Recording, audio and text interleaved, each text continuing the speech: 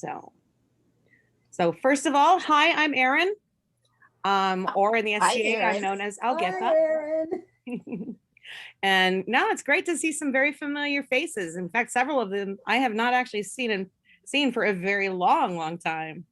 So, like Leah from Alderson and stuff. I haven't seen her since I lived there a long time ago. So, okay, so today we're here to talk about Norse embroidery, and then I'm going to go over the various different stitches they used. So I am going to hide this real quick. I did put up a handout, and one of the things that we often see especially in the SCA, is big, huge pieces of embroidery on Norse costuming. Well, I'm going to tell you right now that's not accurate. I don't personally have a problem with it. I think sometimes I've seen some beautiful work. If you want to do it, that's what the C for in the SCA stands for. Okay, so yes, I am a Laurel, but no, I'm not going to be like, how dare you not be super authentic on everything? Because quite frankly, I have some things that aren't exactly a period either. Okay. So most of it, if you actually follow scholarly sources, they're going to tell you that actual like decorative embroidery didn't really appear in Norse cultures until about the 9th century. In some ways, I disagree with that, because even though they didn't have just independent decorations very often, the embroidery that was done on their seams was literally works of art, as far as I'm concerned. And some of the seams, they didn't do seam treatments quite the way that we tend to do them in the SCA, because the embroidery, for the most part, was structural.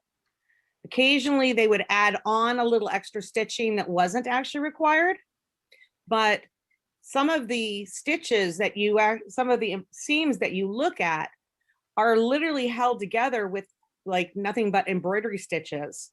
And I don't think there's any chance of them actually falling apart. They're much stronger than probably what we would use, like stitches, seams made with a modern sewing machine. In fact, I can attest to that, because my handmade stitches are lots stronger than anything I've ever sewn on my machine, especially since I work with linen a lot, and linen loves to pull out of machine stitching. However, it never seems to do that to embroidery. Okay, so in regards to pieces that as you get like later period, so 9th and 10th century, you are actually more likely to have seen embroidery on things rather than on clothing. So like here, this is actually my daughter's bag. So, and part of that is similar to the rationale for why I put this on her bag rather than on clothing for her. Because at that point in time, she was growing, and I didn't really want to spend a lot of time making a cute little piece of embroidery for her and then have to transfer it to something else. I put it on this bag. She's had this bag now for 10 plus years, and she loves it. It gets used. And so that tends to be a lot easier. Plus, I don't have to worry about washing it very often. So it's a lot easier if you're doing something like a bag or something like that, to be able to just hand wash that. I don't pre-wash any of my threads. I've never actually had a problem with any of them shrinking, though. The only time I've ever had problems with something shrinking is I washed an apron dress, and one of the braids that I was using to cover a seam, one of those shrank, and I wound up with this weird kind of like ruffled lettuce hem around my apron, which was a little different. So I took it off. But the other thing I will add is that when you do see pieces of embroidery, oftentimes they're not fully filled in, and they're more likely to be outlines. Okay, so think of it as you drew a pretty picture on something, and you just basically outlined it with embroidery. So this is actually my my mantle. But here it's like I just have leaves for my laurel aspect. And these are taken from Mammon. Okay, so this is actually one of our, that one's 10th century. That's actually one of the largest amount of embroidery we have in terms of the archaeological record. We do have some pieces from Osberg, but Osberg, we're pretty certain that those were imports from the British Isles and not actually done by, those would not have been a Norse, actually Norse embroidery. Okay, and then we have an example from Bausberg, and they're pretty certain that that was actually taken off of ecclesiastical garments, just based off the style and the materials used. So that would also, once again, have been kind of an import. So most of the examples that we do have of embroidery were probably taken from other textiles and added onto garments. Or onto non-garments. We don't actually have that much examples of embroidery on garments. Question. Yeah. On the history, is this something that they probably took on a raid or while they were Viking in the British Isles and they basically stole it and brought it back home then? It may be that, or it may not, it may have been through trade. So we always think about, the Viking raiders and stuff. There's also a fair amount of trade that was going on. And stuff. So places like Burka was a very big trading town. Okay, so it's actually kind of got a lot of connections with the East, whereas, and you'll see different cultural aspects that are much more Eastern influenced, whereas you have the cultures that were closer to the British Isles tend to have a lot more of an Anglo-Saxon influence. So you do see regional differences, but overall, we don't really have much embroidery that exists still that it was not on garment seams. Okay, so I will go over some of the, the basic stitches that were used, but even when all the stitches that are used in the examples of embroidery that we have are stitches that we've found on seams as well. So the same stitches are still used ubiquitously. Hi, Melinda. Hi. When you say the designs were taken off of ecclesiastical, do you mean they were basically seen and then reproduced, or do you mean they may have cut them out and sewn them on their own? It was not uncommon for them to cut off something and then basically applique it on. Right. Okay. So yeah, most of the Mammon is not like that. Mammon, it was actually done directly on the outfit, but the piece from Balsgard and then the piece from Osberg were definitely attached independently.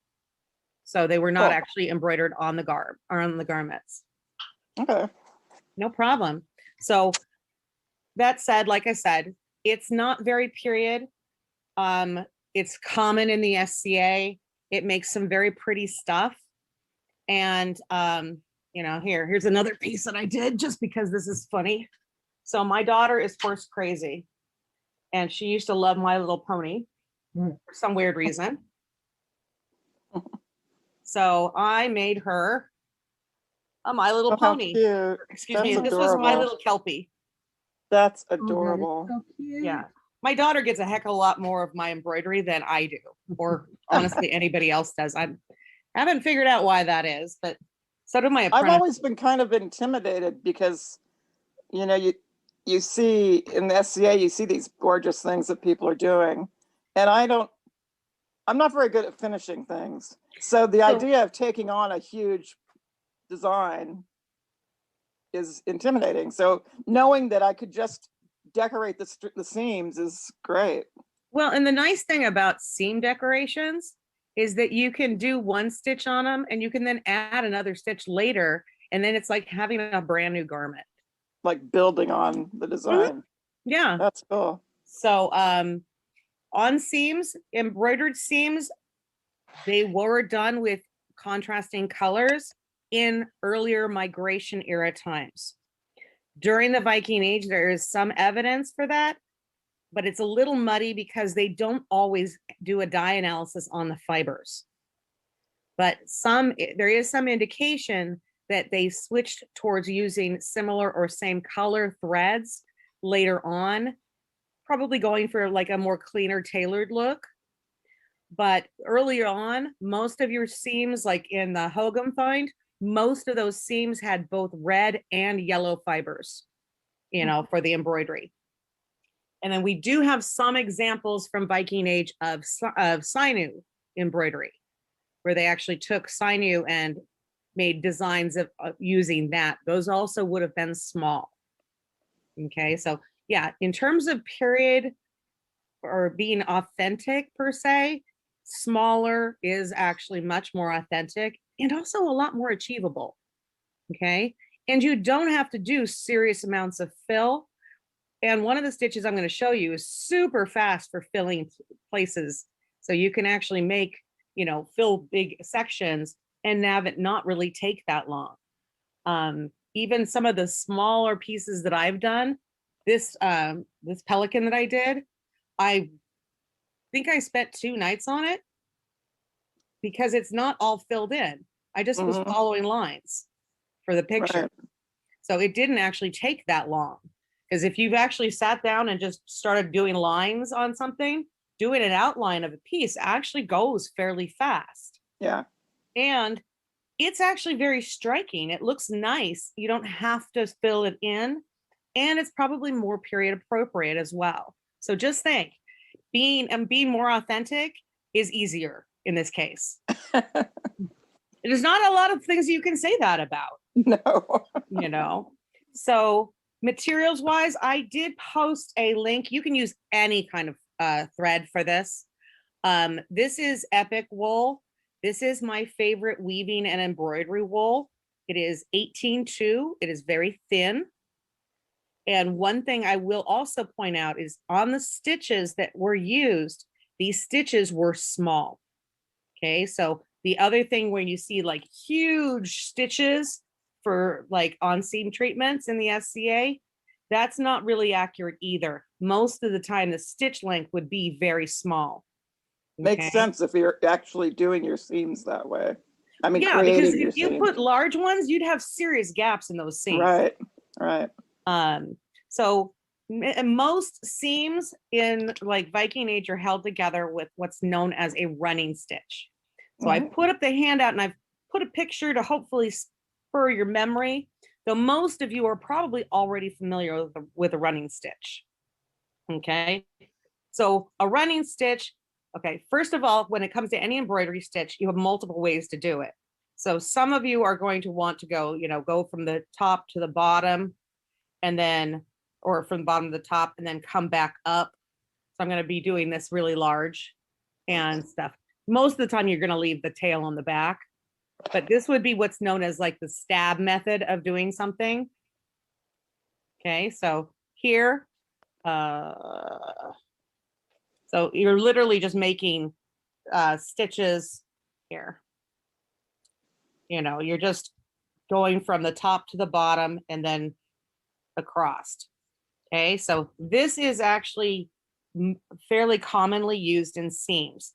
The other way you can still do this same stitch is instead of going from the back, because it's kind of a hassle to have to go underneath things, you can actually say I'm starting from the back. So now what I can do is I can literally just kind of pick up doing this at an awkward angle. So if I pick this up and load my needle, so if I'm going like this and I just load my needle, I can actually avoid having to go to the back of my piece. Okay, so some stitches are going to be very comfortable for you. Some people are like to have I'm going to them the top to the bottom to the top to the bottom. Others will be much more comfortable loading your needle first. So either is fine.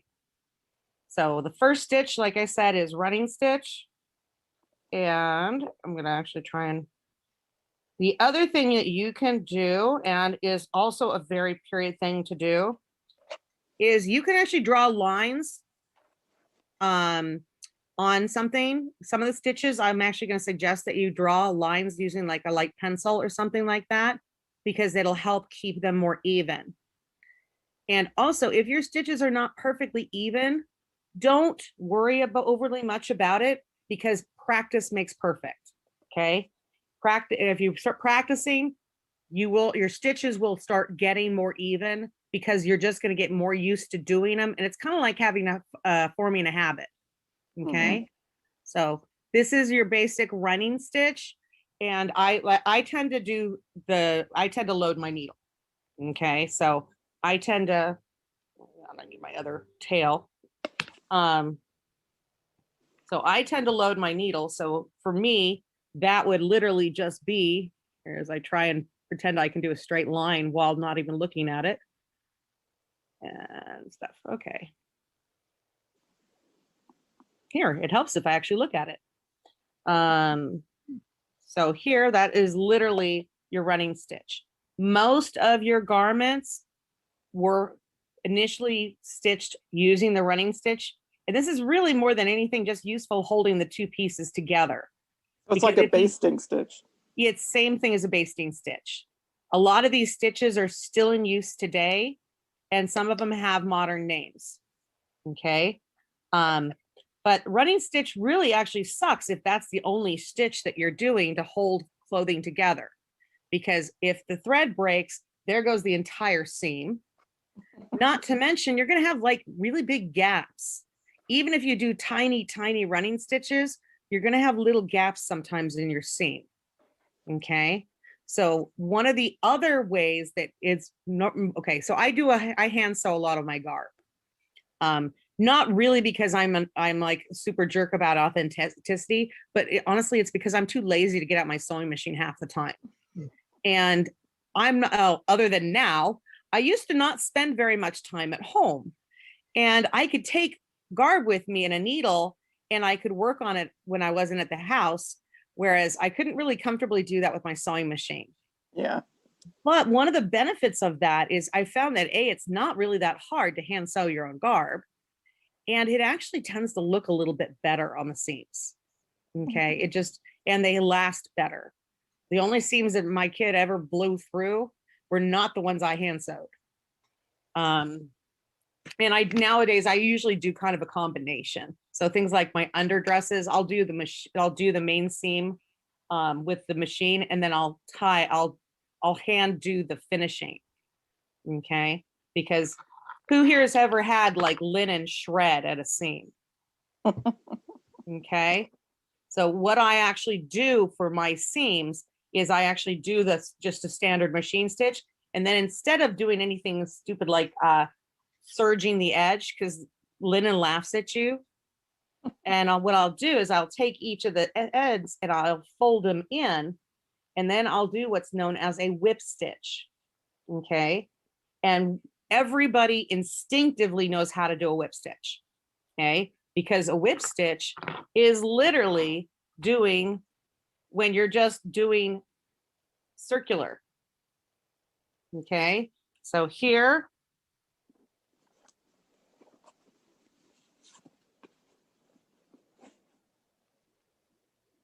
Up a little higher, please. oh, sorry. I need like a pillow on my chair. Or actually, maybe if I scooch closer, it might work. Here, that probably helps.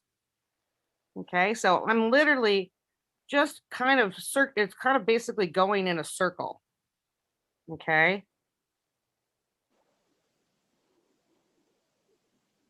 This is actually much more awkward than doing this left-handed. I have two apprentices that are left-handed, so I wind up having anything I try and teach them, I wind up having to do left-handed. But so you're probably, anytime you've ever sewn something, so if I were to sew these two pieces together and I literally just come in from the back, and as I try and get them, if I'm going from here and then I just circle around to the back again, and then I circle around to the back again, this is much more often where you're going to find a whip stitch. It's just literally circling around. So you're always going to come out you're always going to go in through the back, and then come out from the front.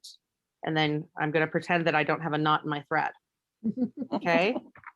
So give me a second. I'm going to get the knot out. So knot's gone. I'm actually very good at getting out knots. And I find that it's usually just a matter of kind of sticking your needle in and wiggling. Right. It's kind of funny though, because it seems like I've never actually, well, let me take that back. I've only used a serger once, but doesn't part of what a serger does is it goes around the fabric, right? Yeah. And actually on most fabrics, that it works. You know, I mean, there's different kinds of binding that it can do. Some fiber is very loose in regards to the weave.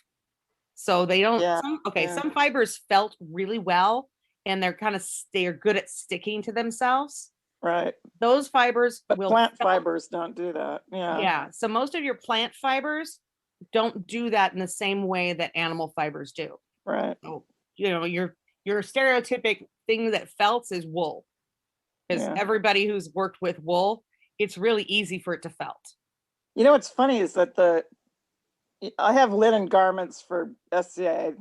One I made, and I think Monique made the other one. And there's no problems with them. But the linen pants that I've commercially made that I've purchased, the seams split out all the time. And I just have had to give up on them. Yeah, when you have something like that, seriously, just redo the seam and then literally tuck it in and whip stitch it. And do that, yeah. And believe it or not, it lasts a lot better. Okay. Interesting. So a lot of that's you now explaining know why my pants split. I was like, what's wrong with this? Unfortunately, linen does like to, like I said, it likes to evade seams. Yeah. Okay. So let's see. So we've gone over running stitch and then whip stitch. This is also called overstitch, is actually a little bit more of a period name for it.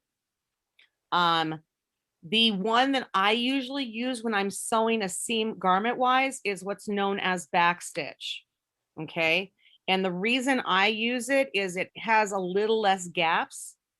It is still, if you were to have a thread get cut, it will still work out, but it's not going to fall apart quite as fast as a running stitch.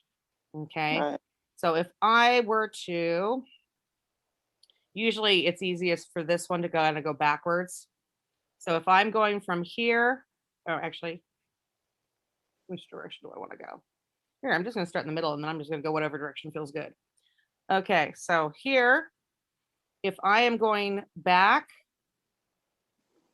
hang on. So I'm going behind and then I'm jumping ahead. Okay. So literally, trying to get to where you can actually still see me on the camera. And then I'm going to go back here where I stopped. And then I'm going to jump ahead a little bit. Okay. So here's where it'd come out.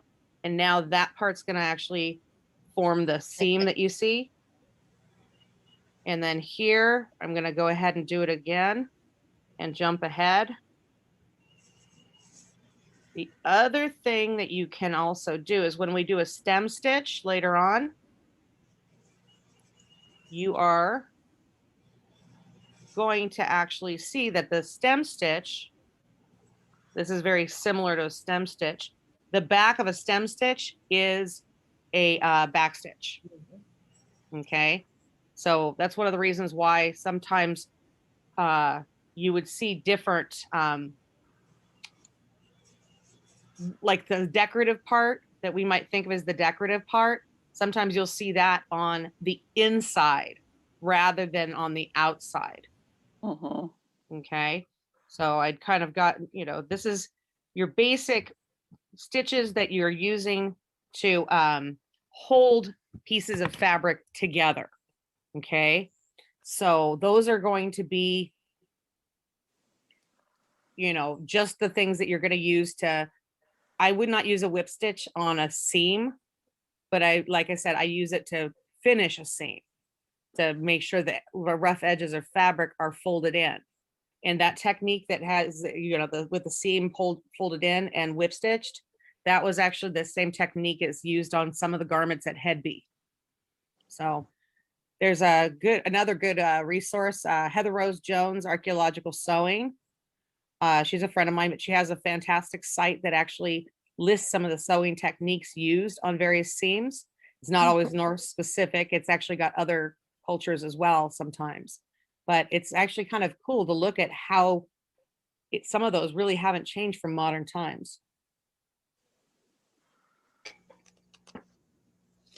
So let me go ahead and share screen real quick. Okay, where's my, oh, hang on. Close that and do that again. Helps if I have it open, right? Okay, so here,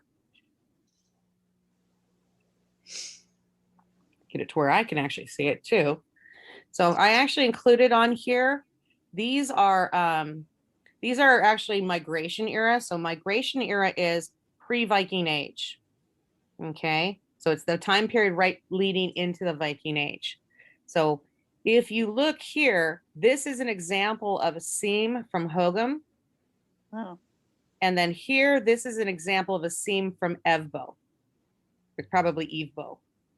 And this is probably Hugum, but I'm not actually 100% certain on my name pronunciation of Norse places.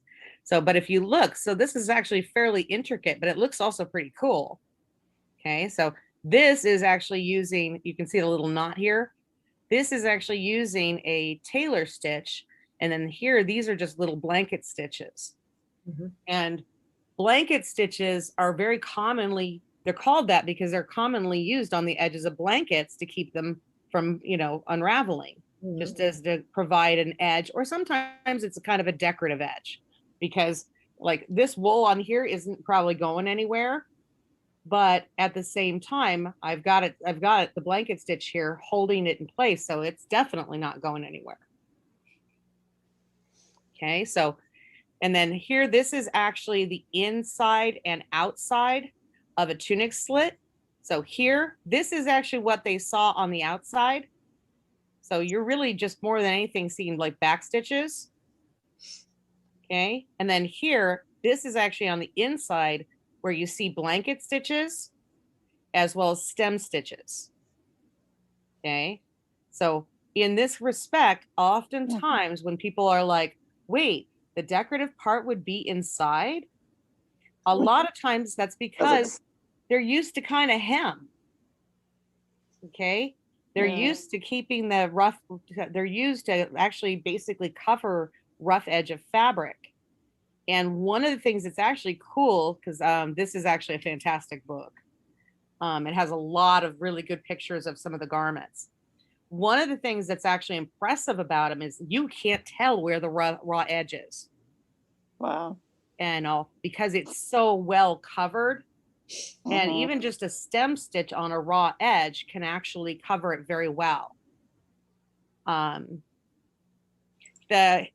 posted the handout in the event page in the comments.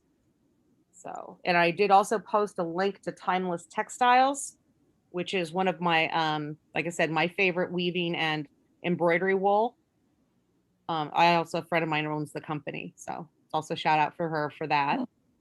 But it was my favorite wool before she bought the company. So I'm not, my friendship's not biasing that. But yeah, I've got all my apprentices addicted to her wool though. And it's super thin. So they're always scared to start weaving with it. And they're like, oh, I like this stuff. This stuff's great. So that's another thing that you're going to see is a lot of the stitches that we use in the SCA. It's much more period for the outside to show something like a running stitch or a back stitch. Okay, with the decorative part on the inside. That doesn't really fit our modern aesthetic. Okay, so, but some of the seams that we're going to go over, like here, lots of people bone on their seams in the SCA. Herringbone is actually a hemming stitch. the most of the stuff we have one example of it on the inside used to hold over a seam at head B, and then otherwise we have it on examples like cushions. So this is actually, if I were to put this on garb, what they'd actually see is two rows of running stitches perpendicular to parallel to each other. Okay, trying to check chat. Cool. Okay, so yeah, so this is the handout that's in there. So next ones that we're gonna go is, this is unbound fabric, and I got asked earlier, what's the difference here? This is your blanket stitch. This is a tailor stitch. It's a variant of blanket stitch, but here you have a knot. So blanket stitch can slide. Tailor stitch doesn't slide, but it's a little bit more hassle to do. So it goes a touch slower, but it will stay in place better for most people.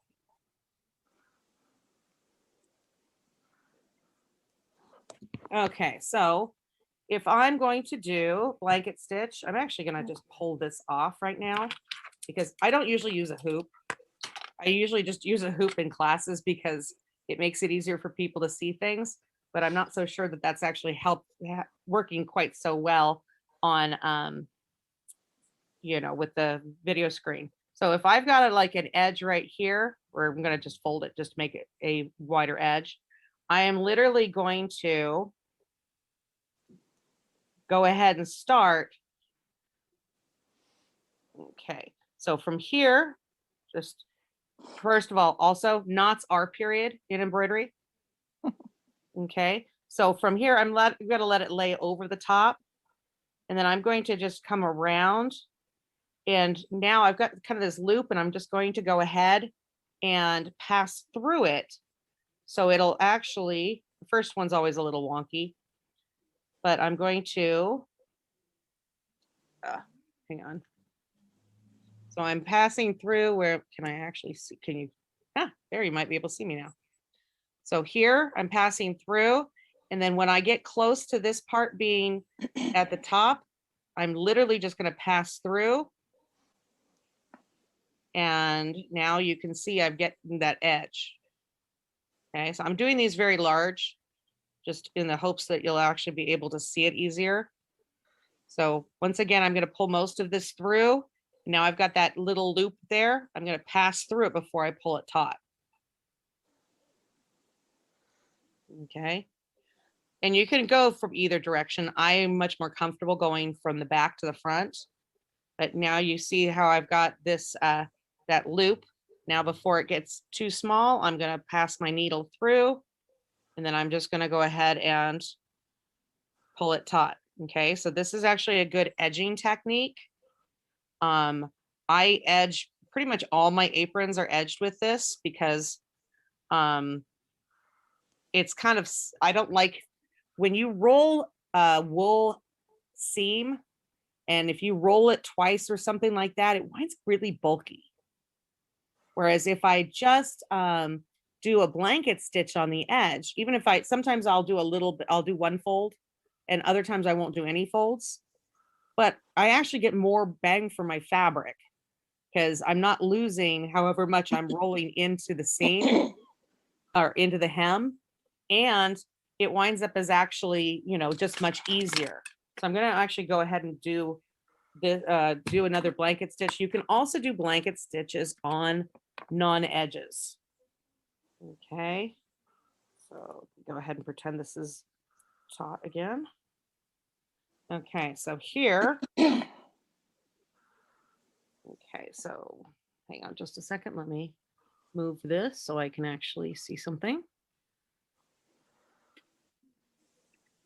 Okay, so from here, so say I'm just going to do this to kind of anchor.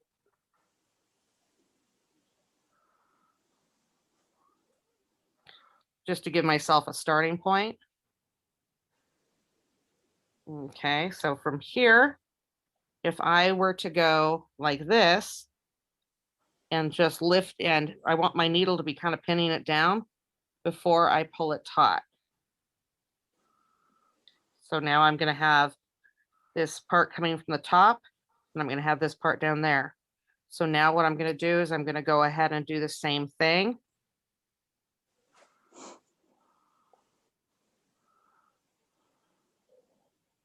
Okay, so hopefully this is making sense. Nope. And I just missed my stitch, so I'm going to go back and I'm going to pick it up. So the nice thing is it tells you if you do it wrong, like immediately. I like things that do that because then I could catch my mistakes early. Okay, so hopefully I don't wind up picking up my shirt underneath this because that would be really funny. So like I said, Been there, done that. Huh? Oh, have I ever Been- sewn myself to my clothes? No, I've done it. Oh, I think all of us have at one point or another or done something similar. But yeah, no, it's been a long time and I don't think I've ever successfully fully sewn myself to my clothes. I've sewn my skin several times.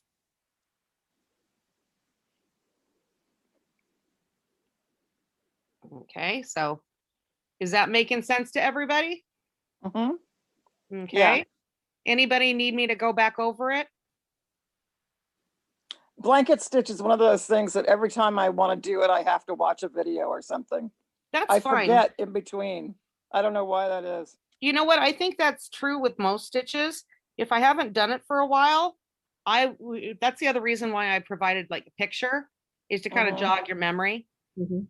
But yeah, so this is your blanket stitch. So your blanket stitch is very similar to, hang on just a second. I'm gonna pull this out.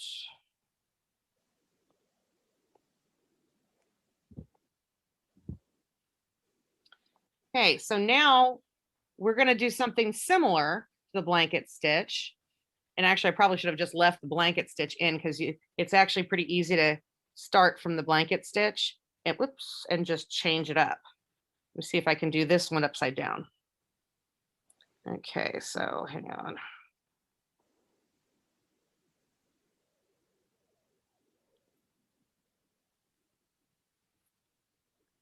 Okay, let me go, just leave at least one blanket stitch just so I can be started. Okay, so now when I go through and I have my blanket stitch set up, what I'm actually going to do is I'm going to take the thread right next to the needle, okay, and I am going to go the opposite direction. See how I've got it laid out? So here's my blanket stitch. It's the needle's pinning that thread down, and now I'm going to wrap this thread just once around it. Okay, and then I'll pull it, whoops, then I will pull it through and I will get a little knot here. Oh, that's great. Mm-hmm. Oh, That's okay. simple. And that, yeah, it's pretty cool. It doesn't look like you're like, this is weird, it's not going to work. And oh my God, it just did. Mm-hmm. This is one of the ones that it used to take me forever. I always would forget how to do it. So the nice thing about having I refer to my handout sometimes just to remember, because I'm always like, wait, I know I wrap it. What do I wrap it with again? And Right. you can do some of similar things when you're wrapping that kind of work, but not quite exactly the same. So yeah, so you've got your blanket stitch basically placement wise, and now I'm going to wrap my thread and then pull it through. So it still goes about a similar speed as blanket stitch, but now those knots are going to keep it from going anywhere. Right. Okay. So I like Taylor. I mean, I don't know what it was called in period, but this is actually a friend of mine taught me this Taylor stitch, and then when I saw it in the Hogan book, it was like, oh hey, and actually I think that's why she had taught it to me, is I think she was going I think she actually wound up using that seam on an entry she did for an ANS thing. So is there anybody who needs okay, so who is struggling with Taylor stitch? I don't actually have my fabric or anything, so I'm just watching. Oh, okay. Yeah, I'm That's literally fine. That's finishing fine the too. baby Afghan. Well, Okay. I saw the mommy it's intended for today. The baby's due Thursday. Oh, wow. I'm running out of time. Yup. Well, depends. Babies have a tendency of coming when they want to. Yes. Okay, Yep. so here, this is your tailor stitch. This time I'm actually just going to cut the thread because I can't Yeah. pull that one out the same way I can just pull the others by not securing the edge. Because this one does not believe me when I say I want it to come out. When Is creating there a the way to knot- undo it? Yeah, you can actually, if you just want to actually, you can back it out. You just have to take your time doing it. Okay. But I'm not going to make you sit here and watch me back out a stitch because it seems kind of counterproductive for the class. But yeah, all of these stitches you can back out, or you can cut a stitch and like slowly unravel that part and then just tie it to another thread behind it, behind the fabric. Okay. So knots in embroidery are period. The other thing is, although like in terms of Norse cultures, the on like a seam treatment, they're probably fairly neat and even and stuff because you see, like I said, some stitches are the back of other stitches. However, the things like the Bayou tapestry, which we're going to go over one of the stitches from there, the back looks like a mess. Okay, so those of you who are like, oh my God, my back doesn't look perfect and pristine or something like that, don't stress it. Okay. It's been like that for everybody for a long, long time. And I'm a fanatic about a clean back and stuff. And mostly that's just because I try and pay attention because I always get the knots behind it. So I make a point of looking at my back pretty regularly so I can pull those knots out, which is the only reason my backs actually usually look fairly clean. But even so, I have a tendency of jumping spots behind the back as well. So I'm going to have little bits flying everywhere. So don't worry about that if it comes up. Okay. So the next one, everybody ready to move on to herringbone?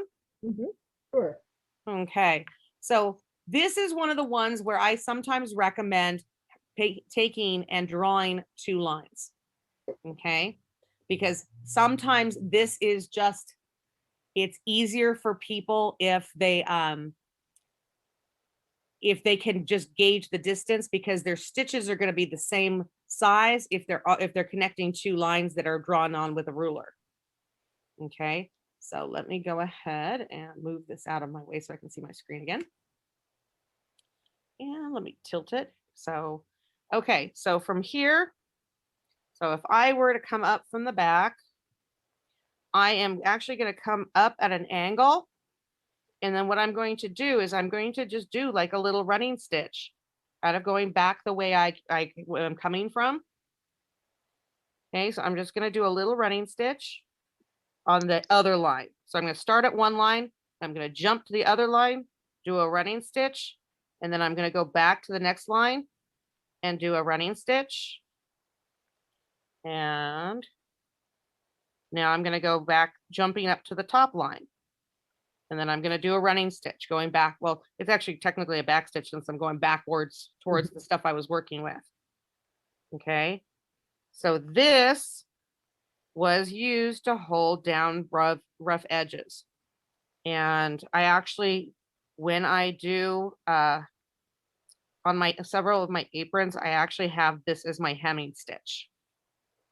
So one of my friends who's into like, Norse stuff and trying to be as authentic as possible, we have this running joke where we will actually show each other our seams and we'll show off our herringbone. So we'll be like, here, check out my, check it out,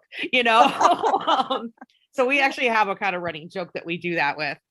But she's probably the only other person in the universe who will find it funny. But so is that making sense? I mean, wow. Okay, it's a little wonky, but considering I'm doing it upside down, I'm not going to complain too much. Okay, so anybody, is this making sense for most people? I think so. Yeah. Okay. Yeah, This covers a hem pretty fast. Mhm. And the nice thing is you can, like I said, you could draw on it, or you can use kind of like the top and the bottom of that little folded over section as your two lines that you're joining. Okay. Though Right. most of them, remember, tend to be smaller. But when I do make edges, I tend to go for small ones. I just really hate wasting fabric.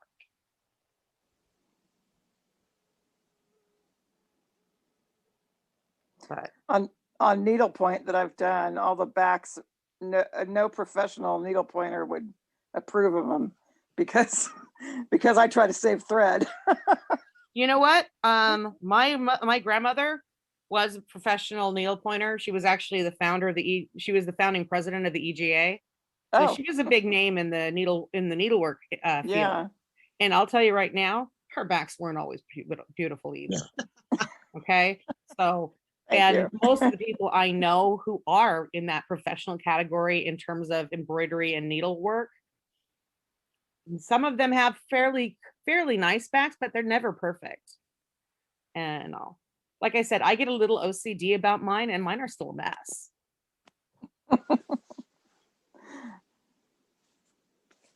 Okay. I've gotten a little bit of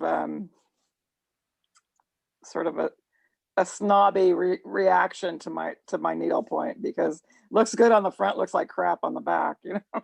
But you know what? Which Yeah. part actually matters? exactly. Come on, it's the front. So I have to tell you, it's really funny because this conversation in the Hogan book that it's talking about, it actually talks, and I mentioned that you had a hard time telling which was the inside or the outside. Yeah. They actually make a very snarky comparison to how much more advanced their sewing technology was than Romans and stuff. And it's hilarious. I should actually probably pull that part out because they're like, yeah, these unwashed barbarians, they were so much more, these seams are just like works of art comparatively. Yeah, if they're close enough to check my stitches, then they better buy you dinner first. I agree. No, I mean, like I said, I do have people that I joke with about being a seam checker, but we limit ourselves to each other's seams because we just find it hilarious. Right. Other than that, they better be in an A&S contest, or I'm not going to be taught, or they have to have taken a class with me or asked for my opinion on their seam, in which case that's fine. But yeah, otherwise I'm not going to. I mean, I'm always willing to give them my opinion when they ask, but they also have to make sure that they're careful that they really want my opinion. Well, and I will also gauge how much of my opinion do you want. Right. I can be very brutal and I can be very critical, but I save that for my apprentices because that's my job. And they are like me. They're at that point where they want that criticism so they can grow. And even so, I still have a bad tendency of going, oh, that looks awesome. So probably not the best teacher at that point. Actually, I think it's important for every teacher to do that part too. So, okay. So how are we doing? Everybody comfortable with this? You, just as a reminder, if in chat, you can privately message me in chat if you're like, no, really go over and do it again and you just don't feel comfortable saying something in front of other people. Okay. So.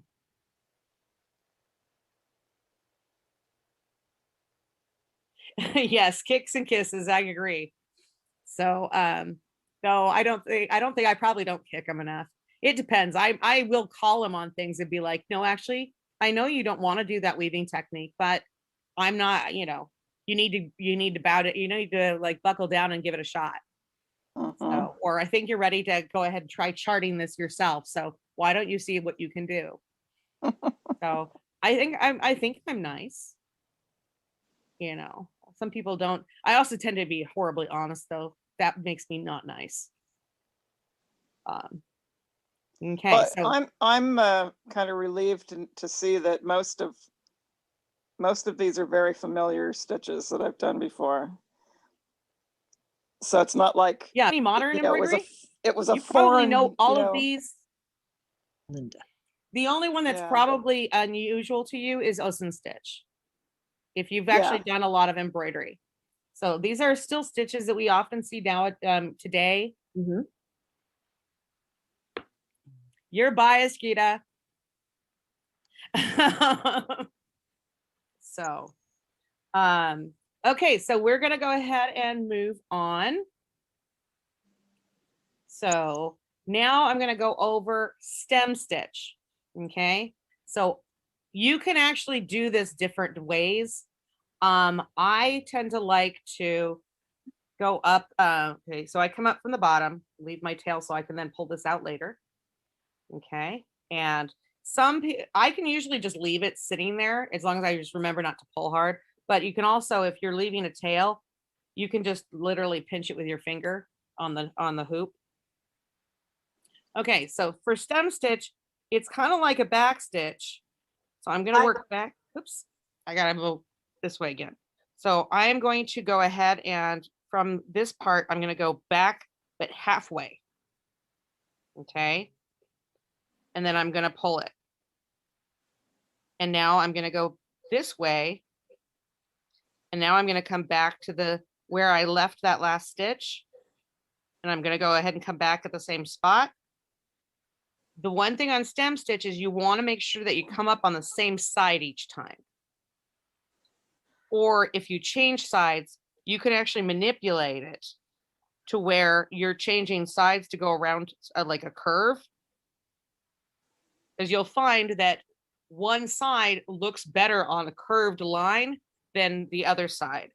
So literally I am just once after the first stitch, which is that, you got to remember halfway, I'm literally just going back here. And now I'm coming back up where the last stitch before stopped. Can you guys actually see this? Yes. Okay. Just making sure. Okay, so yeah, this is stem stitch. There's another variant that is basically the exact same thing, but now instead of coming up beside it, you would actually pierce the thread. And that would be split stitch. Okay, so instead of coming up beside it, you're actually going to come up through it.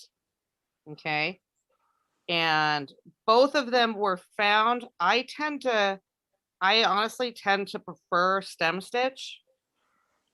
Though some people like split stitch because one of them, if you notice, gets that kind of like slight, diagonal line look, and the other looks a lot straighter line.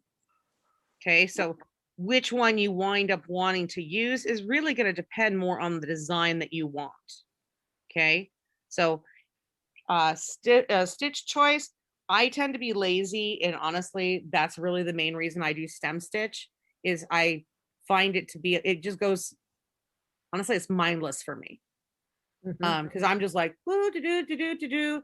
That's the nice thing about embroidery is embroidery a lot of times doesn't really require much concentration once you get the stitch down. Okay, because it's kind of a muscle memory thing. So if you're watching TV or a movie or something, or just sitting there embroidering while chatting with friends, it's one of those things that before you know it, you're like, oh wow, I'm done. And I like crafts like that because who I doesn't tend want to actually accidentally finish? do split stitch. Huh? I tend to accidentally do split stitch when I'm trying to do stem stitch. It's totally on purpose. Okay. Hey, they're both period. They're both found sometimes in the same pieces. So like, I did get asked to add on value some stitches, to go over the stitches from the Bayou Tapestry. Some of these stitches are in the Bayou Tapestry. Guess what it has? It has both stem stitch and split stitch. So I don't know if that was because two different people did those things, but I don't think so. Because on some of the same panels, you'll see both stitches. Right. Okay. Interesting. So most people, I love stem stitch because it is good for outlines, but it's also good for filling in. So if you recall, when I showed you my daughter's bag, that is stem stitch. Oh, Okay. okay. You can actually tell because of the stripes, because they're Mhm. each of them a little bit offset. Mm-hmm. So yeah, that is stem stitch. It actually works fantastic for fills. You can also use it to give kind of a sense of direction. Okay, so when you're using it for a fill on a piece, so if you notice, I wound up going like here, following that curve. It Mm-hmm. just helps keep that looking like the direction of a muscle. So when you do, if you do small pieces, stem stitch is super good for fill. That's the main reason I like it better than split, is because I can use the directional aspect of it for around curves and it looks nicer to me. But that's just my personal aesthetic. Mm-hmm. Okay. So anybody need me to go back over stem or split stitch again? I'm good. Okay. So this is the one that most of you are probably, this is the one that's most likely for you to be unfamiliar with. And I'm going to actually go ahead and cut this. This one, you're going to actually make one small stitch. Hang on, I'm going to cut this off real quick. That you're going to use as an anchor to start. And this one looks super complicated, and it's not. The best. Yep. But this is also one of the ones that I really like on seams because it has a braided look when it's when I do it, because I tend to do it very small. And you'll notice in here you have legs. Oh, actually, I'm not sharing screen. So hang on, let me share screen real quick. And so now if I'm looking at, Yeah, over here.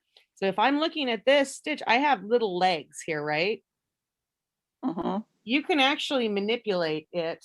So most of the time when I do it, it's like this. Is that just a wrap around the thread? Is that what that is? Yeah, basically. So here, Hmm. I can't, okay. Yeah, there.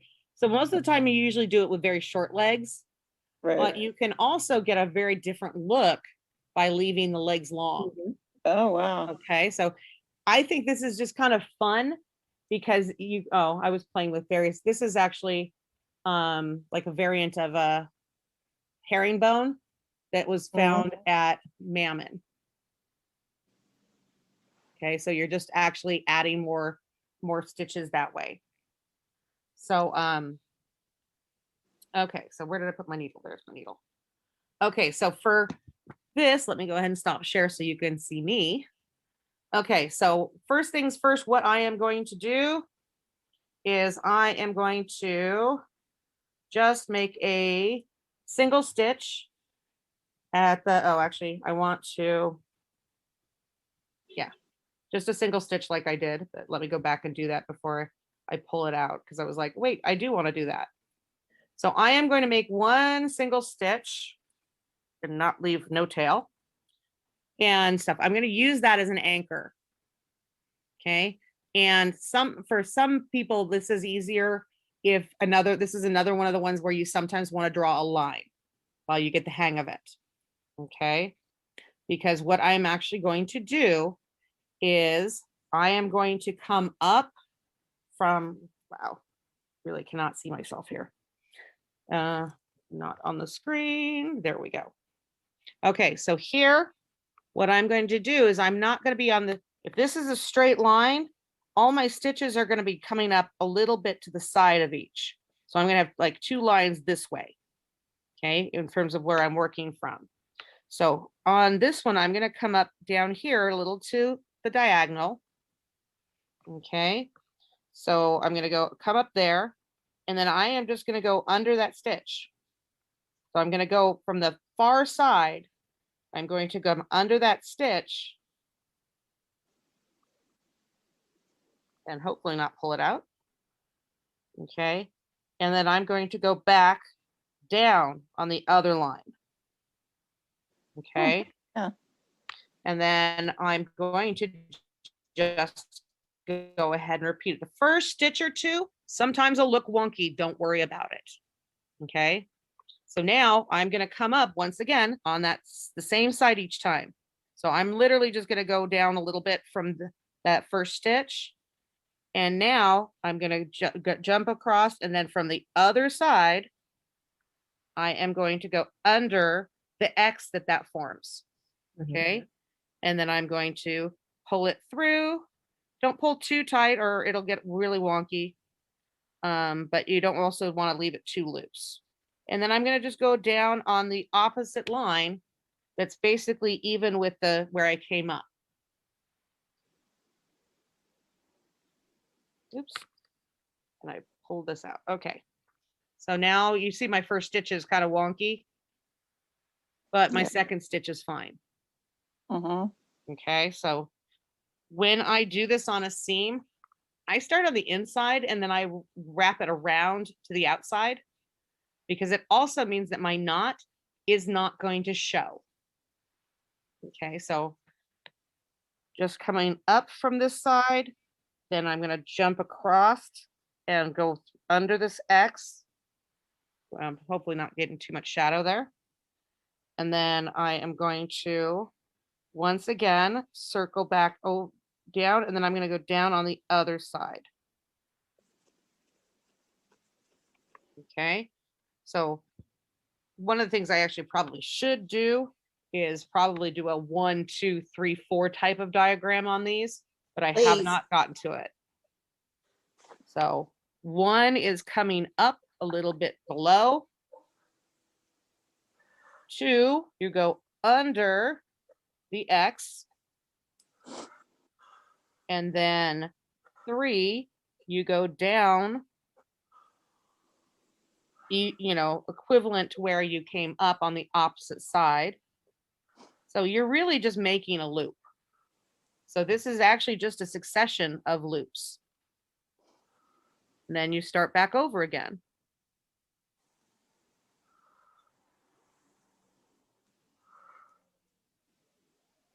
Yeah, I can see that it's not difficult, except sort of wrapping your head around it the first time. It's one of those things that just keep trying. Yeah. Literally, that's why I suggest sometimes drawing a line on the fabric and stuff. And then you'd be going down or up on either side of the line, right? Yeah, so your starting stitch would be in the middle, and then you'd have you'd have just a line a little bit to either side of it. And don't be afraid to do it big, okay? And stuff, especially when you're learning a stitch, it's much easier to get smaller and stuff after you've already know how to do the stitch. I started it like really small and it looks so pretty. It looks exactly like a braid, like you were saying. Yeah, I love the stitch. It is definitely one of my favorites. So, and when you're not doing it upside down, it actually goes pretty fast.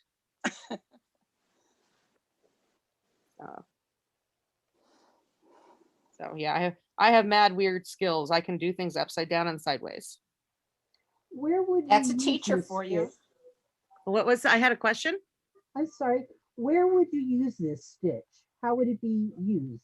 I literally use it on my seams. Oh, okay. So So appliquing something, or I actually you could use it to applique something. Most of my apron dresses, I do some seam treatments, but I tend to do the braid treatment over them. But a lot of, hang on, let me actually pull up a picture of one of the times that I've used it.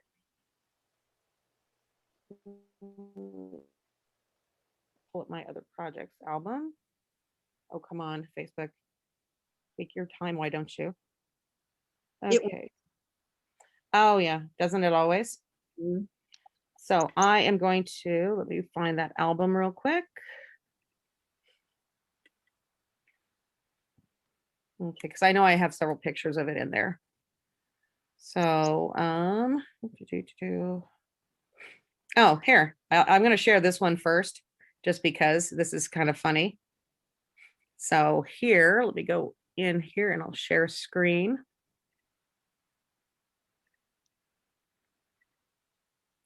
So this is actually, you can see, this is my herringbone used to hold a piece down.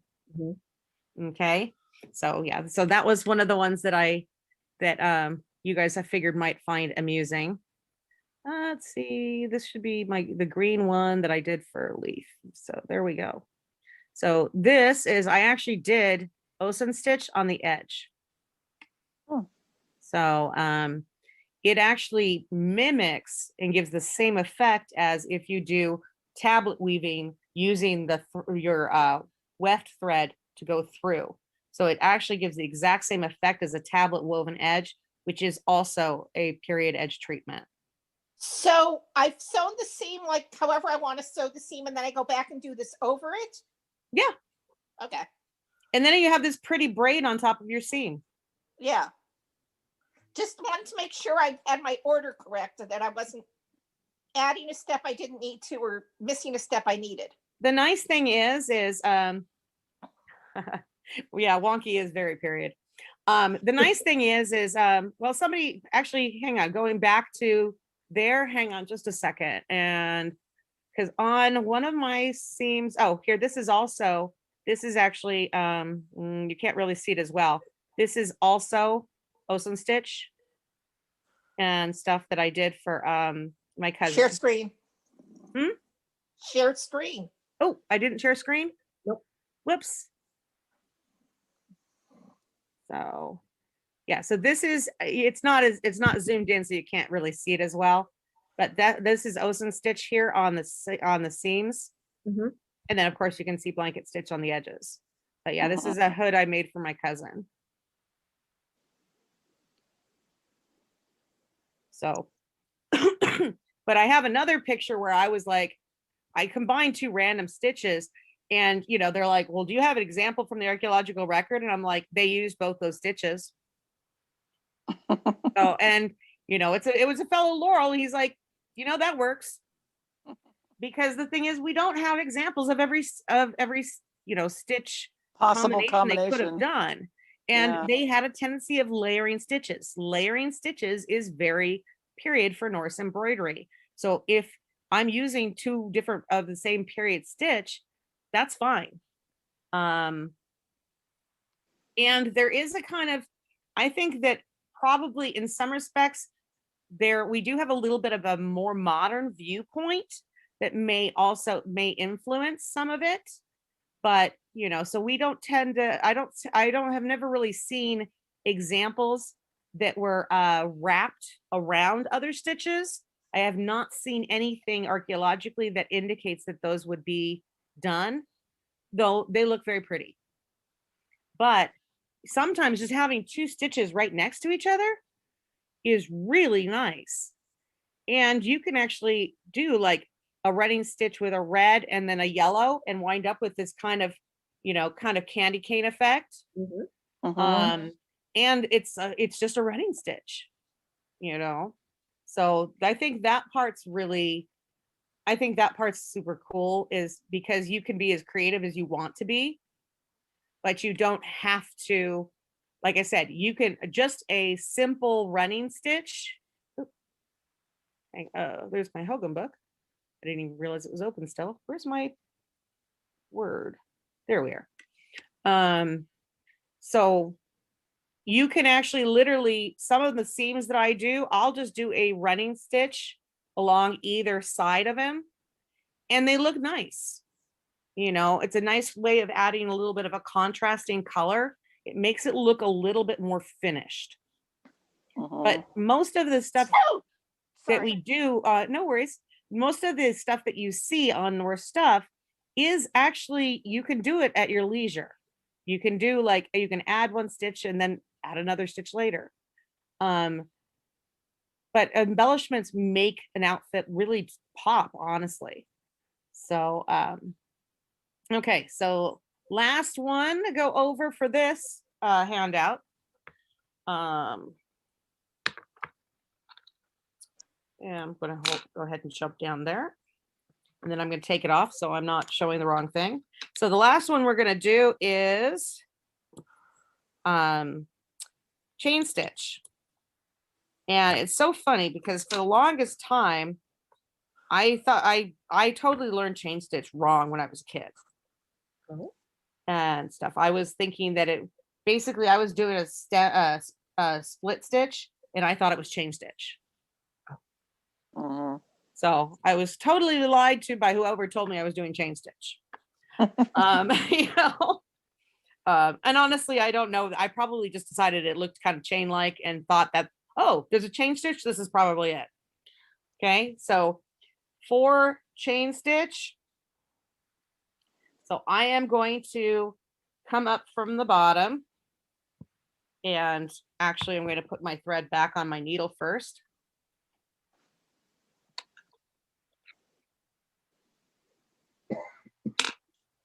And pull yarn out of my mouth. mhm. Okay, so now I'm gonna start over and I am going to come up from the bottom.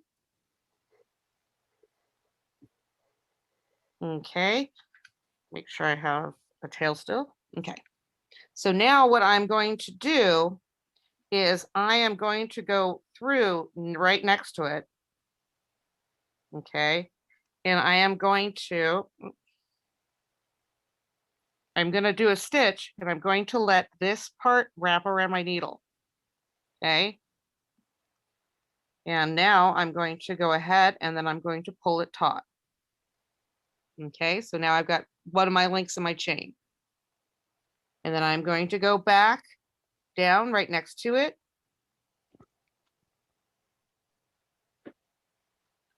So can you kind of see how I'm right where at the end here, right where my thread's coming out, I'm going to go back down. And I'm going to then just do a small stitch along the back. And then I'm going to let my thread sit under my needle and then pull it taut. Okay.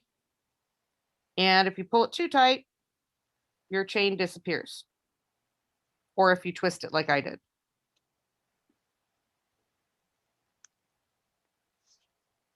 Okay, so go ahead and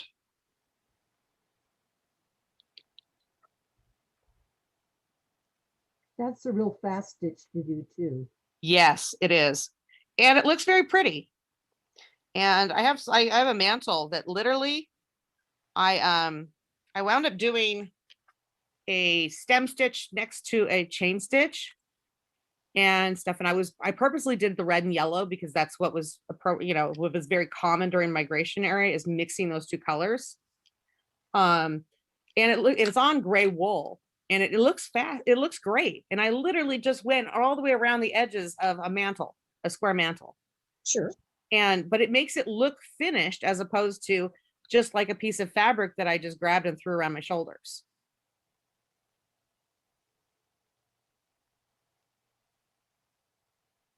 Yeah, okay.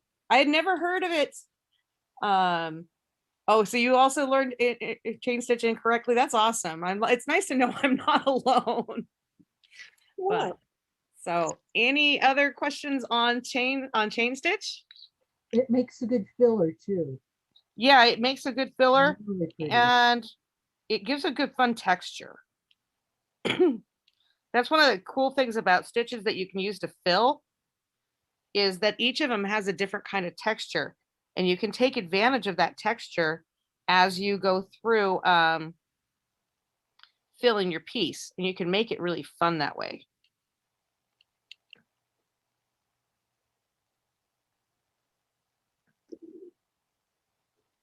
Okay, so any questions before I shift gears and we go over laden couched work, Nope. which is not technically Norse, by the way?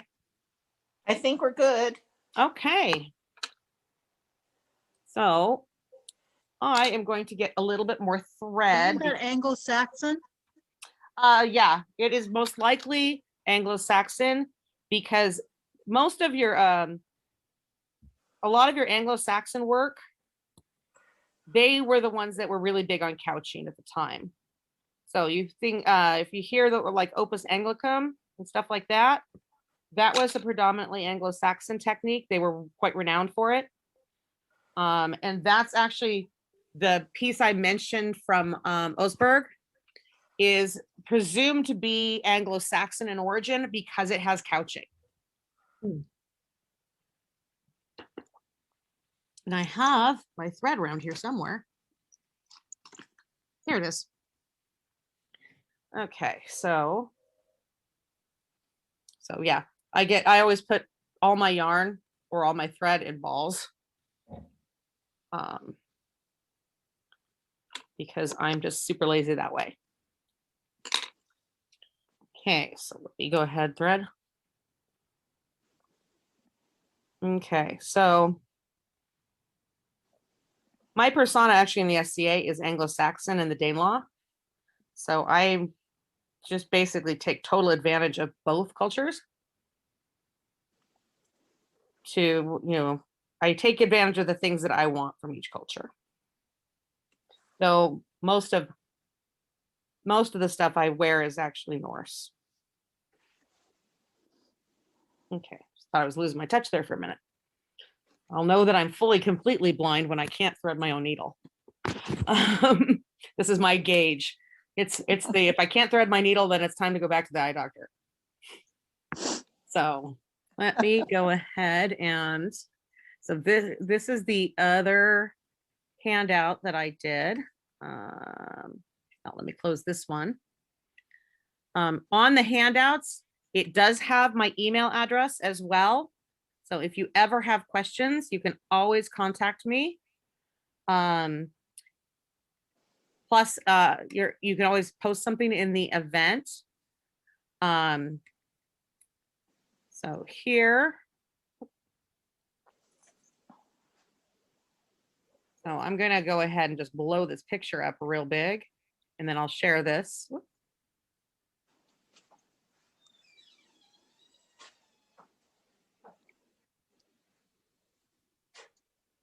Okay, so this is what we call laid and couched work. Okay, so you can kind of see it looks like just a big mass of fibers. Okay, and this is actually often referred to as bayou tapestry stitch, which, hang on just a second, let me try and get this monster book out. My grandma was actually fascinated with bayou tapestry, so I wound up with an awful lot of books about it. But so this is very famous tapestry. It's showing things basically from the historical record, or at least from the perception of the winner, right? They didn't have your flavors. They only had like a strawberry cheesecake thing. So I got. Okay. Oh, sorry. Some of you I may have muted or may have not, just so we didn't have to hear. Okay, so this is actually done in 3 steps. Okay, so here is the first one. You're going to be laying down stitches. These, in my example, they should actually be right next to each other, but I needed to leave space. Otherwise, you could be like, why is there a blue rectangle on my piece of paper or on my handout? And then we're going to lay other stitches across them. This fills a spot real fast. Okay. And then we're going to come back through, and then we're going to do couching. So when we lay a thread from one point to another point, it's not going to be a satin stitch. We're not going to go all the way around. Okay. So I'm going to go ahead and we'll walk through it. So I'm not going to actually do an outline, but oftentimes some people find it easier to do this first and then go through and do a stem stitch outline or a chain stitch outline. Usually if you're using this for a fill, this is where you might want to draw like the shape you want to fill on your linen or stuff, because it just makes it easier to just connect from the drawn in space as opposed to my square that's probably going to wind up really wonky. So here I am going to, for laid work, I'm literally going to just lay this thread across. I'm going to kind of follow this grain. So I have the rough approximately the same. So I'm literally just going to lay that thread across. So I'm going from I'm entering at, I'm going up from the bottom at one spot, and then I'm going to end at the other spot. So I'm going to do this over the width of whatever shape I'm filling. Then instead of going back around and starting over here, I am actually going to come up as close as possible without coming up in the same hole right next to it. Mhm. Okay, so then at this point, I am then going to then just go back across Do the same thing. and do the same thing. So I am going to do this all over my entire piece that I want to fill.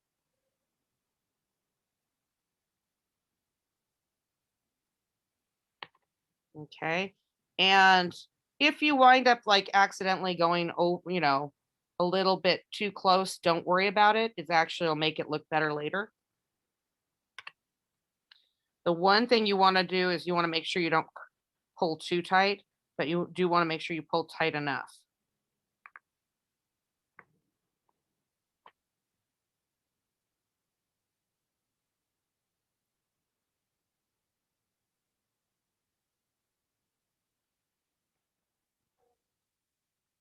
And like I said, this is not Norse per se. It's comparable time frame in terms of, if you were to purloin embroidery to use on your garb or whatever, it might not be unrealistic for it to be done in the Bayou Tapestry, to include the Bayou Tapestry stitch. Okay, because the Bayou Tapestry is dated as, it's supposed to have been fairly close to the events that's portrayed, which is the conquest in 1066. So here, we're going to go ahead and basically it's going to look kind of like a satin stitch. Okay, is that still visible? So now what I'm going to do is say that's the amount I need to do, fill in my space. Oh, is it circa 1088? Yeah, it's not my big thing at this point, just because I have a bunch of books on it, but I don't wind up using the stitch on pretty much anything. So for big pieces, do I first do the first step from top to bottom? Honestly, I don't worry. Sometimes I'll do it from top to bottom, or I'll do it from side to side. It just depends on what direction I want my lines to show in. Because my step 2 is what's going to give direction to it. Okay, because those are the lines that are going to stand out. The first layer of lines is going to be just in the background. Okay, so if it depends on what I'm trying to fill. Hang on, actually, I do have something with Bayou Tapestry stitch. Hold on just a sec.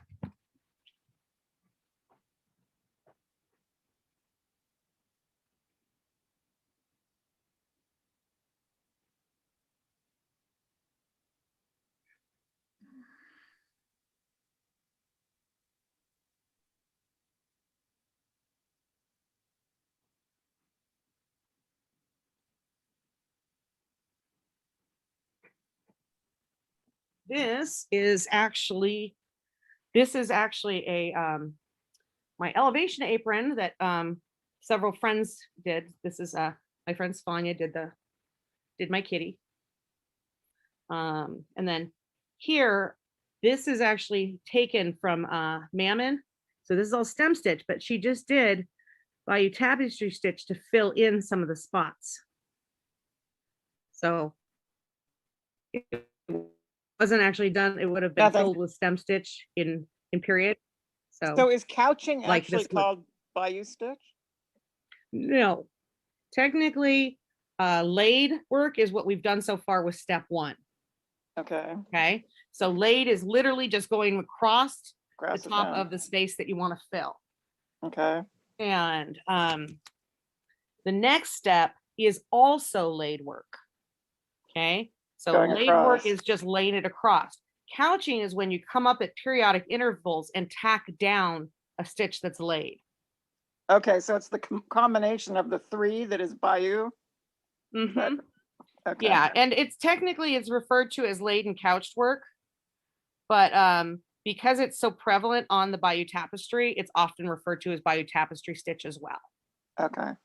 So, but you'll find that like Osen stitch modernly is known as Van Dyke stitch. Oh, So stitch names are going to change based off of when they are, where they are, but yeah. a lot of the stitches are still uniform. I mean, you see stem stitches and stuff pretty much any place that developed embroidery. Right.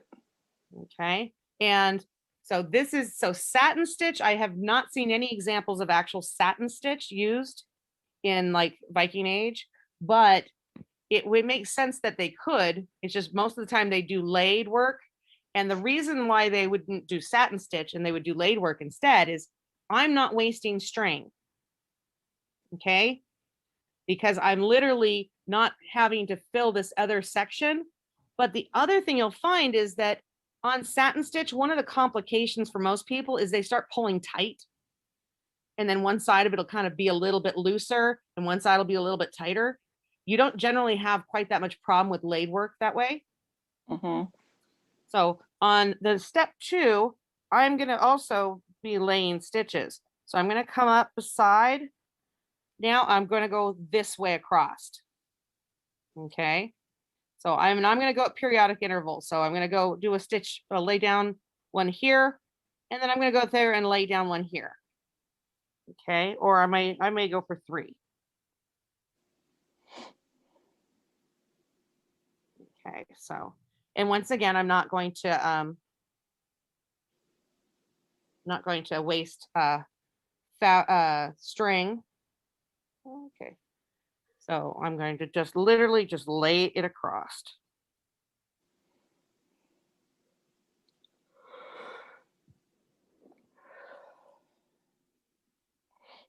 And if you wind up a little wonky, don't worry about it. If you actually sit there and stare at all the pictures from the Bayou Tapestry, some of them are a little wonky too. So, and I'm not saying that like some people, because some people's embroidery is lovely and you can, I know people who can embroider better than an embroidery machine. I mean, that I think actually in some ways have almost more precision just because mechanical parts aren't always perfect either. Mm-hmm. But yeah, so I'm gonna literally, this part takes much less time. So I've got my laid work for step 1 here, and then I've got 3 ones going just directly across. So 1 here, 1 here, and 1 here. So Okay. now what I'm going to do, and literally I am going to come up just a few stitches in, and honestly on this one I'm probably just going to do 1 in the middle because it's so thin. So I'm going to come up basically right next to that step 2 that I did here, and I am just going to come up from the bottom and then go back down just on the other side of it. So I am going to make sure that that one, now that stitch won't move. Okay. Right. You don't have to offset them, but it is generally most of the time that you see it done, it is offset. So now I'm literally going to jump down to the second one and I'm going to do the same thing, but I'm doing it a little bit at a slightly different spot. In part because if I do them all in the same spot, sometimes if I'm going back in through the middle, sometimes I'll get a little bit of a gape there. Okay. And stuff. So can we actually see that on there? It's kind of hard, but Yeah. And then I'm going to do the same thing at the bottom. Okay. So just going to come up. And now I have that stitch lane here. I'm just going to go on the other side of that stitch and then pull it down. And now I have, let's see if I can actually see better. so you're only couching over the second layer of laid stitch. Yes. Right? Okay. But that second layer of laid stitch is also holding that first layer The of laid first stitch in layer. place.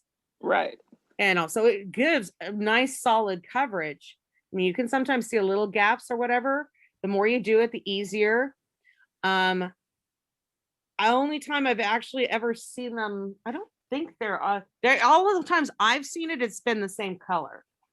Oh, I don't think I've seen examples that it's not. Doing a quick cursory, but all the examples I've seen, other than like in the SCA are Bayou Tapestry.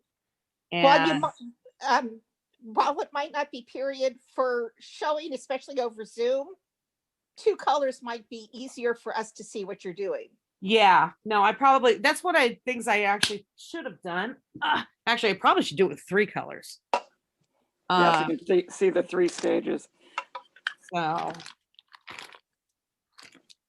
But with the dark blue especially, it's just really hard to see. If you had had a lighter color, it might have been easier to see in one color. yeah.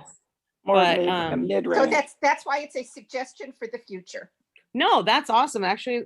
And I think I will do it in 3 colors, just because that way each step is obvious. I could also see where that would actually look kind of cool. It would, yeah. Probably, Yeah. I mean, I probably wouldn't wind up adding it, because like I said, I don't usually use Bayou Tapestry stitch very often, just because honestly, because when I embroider stuff, it's more often than not, I picked up something and I'm like, oh, hey, I think I'm going to add a chain stitch to this part, because why not? It's usually because I've like, oh, hey, my hands are empty. I can work on something. Yeah. Which is honestly how I wind up with half my hobbies. Because they kind of keep me out of trouble, or theoretically they do. Yeah. So, are there any questions? I can go back over the laid work, and I can probably do, I can grab more thread and do 2 different colors. The only one that I might want to see again, and was because I had a phone call I had to answer, Okay. was the herringbone. I missed just the first. Okay. I mean, let me I go know back it in over my it. head, but I didn't see it. So the very first stitch or 2 was what I missed. Okay, so honestly, at this point, you're going to just like secure it however you're going to secure it behind. Right. And you can go from either direction. Okay. Oh, actually, I should probably go this way just because it'll be more comfortable for me. So from here, herringbone, you're going to act like you have a line here and a line here. Okay. And you're going to alternate between each line. So I'm going to come up on the bottom line, and then I'm going to do a back stitch up here on the top line. Oh, a back stitch. Okay. Yeah. So I'm going to go back towards the direction I was coming from. Right. And now I'm going to do the same thing and do another back stitch on the other line. Okay. So it's basically a back stitch, except that you're going across. I'm taking turns back stitching on one line or the other. Right. Yep. Okay. Okay. So, and like I said, it's not a bad idea sometimes to actually draw a line, especially if you're doing it for the first time or Yeah, so, I can see. because otherwise it is easy to get wonky, but you will very quickly pick up keeping it fairly similar size. If you do, by the time you're done with a project, you'll actually have it down solid. Right. So, oh, thank you. Oh, I'm looking forward to it. That's awesome.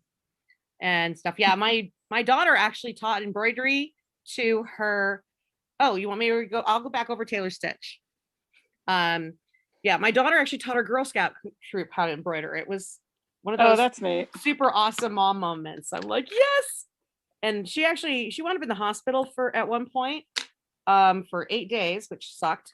But one of the things that she was doing to keep herself busy was embroidery, and the nurses were just fascinated. And actually, I think one of the nurses was mad because she embroidered a project and they were hoping they would give it to them to put up in the ward. And she was like, no, it's mine. I made it.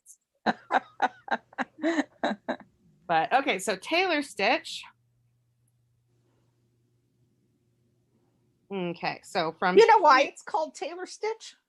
honestly, I don't. I think it probably has to do with the fact that it's got the knot and it's more tailored than a blanket stitch because it doesn't slide. If it had been spelled with an I would agree with you, but it's spelled with a Y, like someone's name. So I just honestly don't know. okay. I know that I heard I was told it was tailor stitch from a friend of mine who taught it to me. She referred to it as tailor stitch. It's not a stitch that I often see most places. And I've seen some of these stitches, some of the exact same stitches that I've done here referred to as buttonhole stitches. So the stitch names unfortunately change a lot depending on where you're dealing with them from. I think I've seen chain stitch referred to as buttonhole. Yeah. So I think different places wind up having the same stitch, but they call it different things. So Hello. Yeah. In one of my embroidery books, it's referred to as the knotted buttonhole stitch. Well, that's basically what it is. So that's a pretty good description.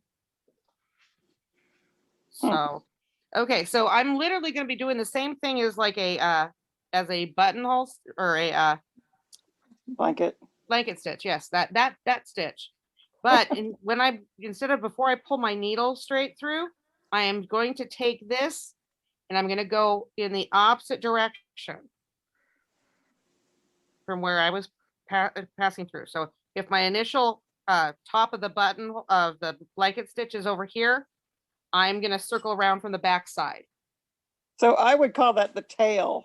So you're taking the tail and wrapping it towards where you originated. Yeah, it's actually the part where the needle is. Yeah. Okay. And then that part's actually going to basically turn into your knot. Right. Is really this is what's happening on your knot. That's the surprise part. Yeah, this is the part that's becoming your knot as you pull it tight.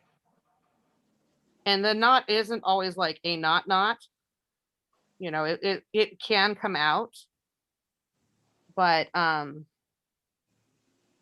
it's more like a tightening of it rather than a complete knot. Yeah, it's just enough to make it stay in place. Yeah.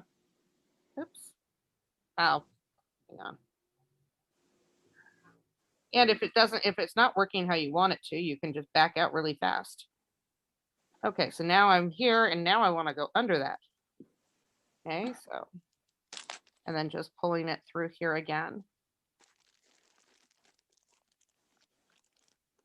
And that one, if you saw it stuck, so I actually had to pull it up to get it off.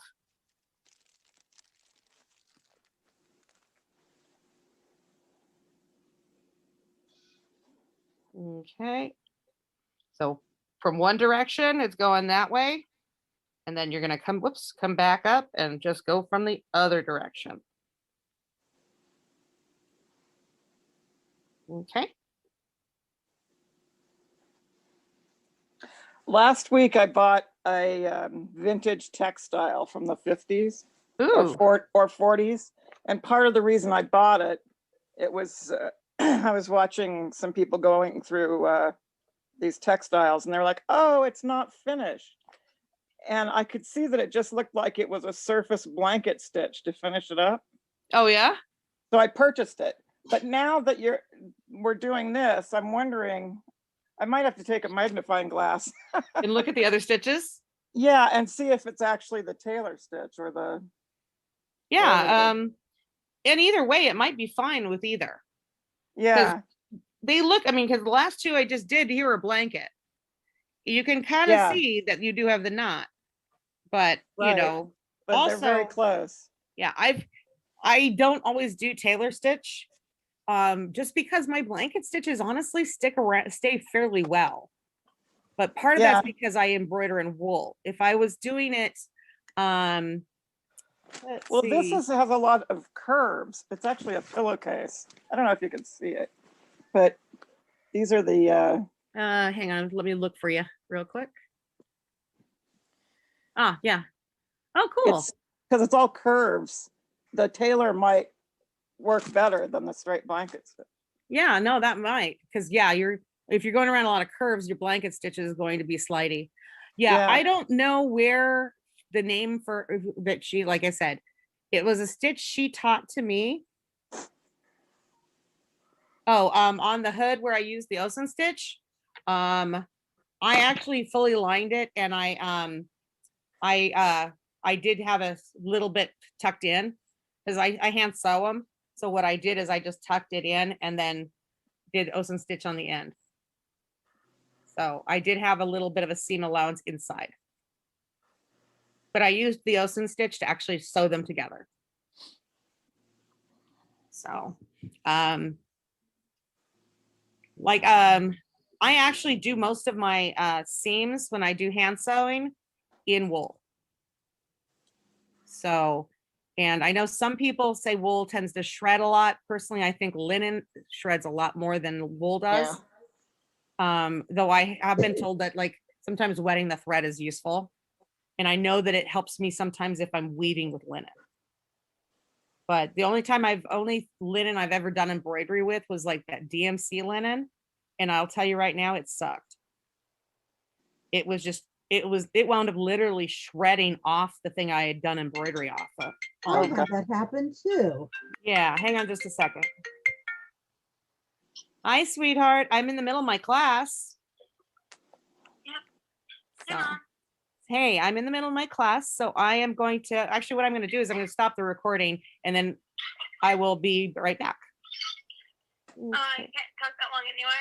Oh, you got homework? Oh, no, but it's almost bedtime. Well, it is bedtime. Ah, okay. Then I will give you a call tomorrow and then I'll pick you up on Wednesday. Yep. Okay. I love you. Love you too. Okay. Bye-bye. Good night. Thanks. Okay. Never mind. Where is But, she? any other questions? Where is she? Oh, she's at her dad's house. So we have one of those common custody situations. Yeah, but I thought she said it was midnight. No. She said it's bedtime. Oh, okay. Yeah. No. I She's misheard. she's Sorry. only about an hour and a half away from my I house. know. That's what was throwing me. Thank you guys so much for coming. This was Thank you really, very much. really great. Thank you. No, thank Erin? you. Erin, I Yeah. want to show you a piece that I did on a hood. Oh, that's lovely. It's Hang on, I'm spotlighting you. So people can see it. You see See? it? Ooh, That's lovely. beautiful. it's a double blanket stitch butted together, and then I did a Herringbone. modified herringbone in the middle. Yeah, and it goes around the hood. See? Oh, That's that's neat. fun. Pretty. Oh, it stands out That's really nice lovely. against the Yeah. white too. Just a hood. Yeah, Beautiful. that's awesome. I like it. I had fun.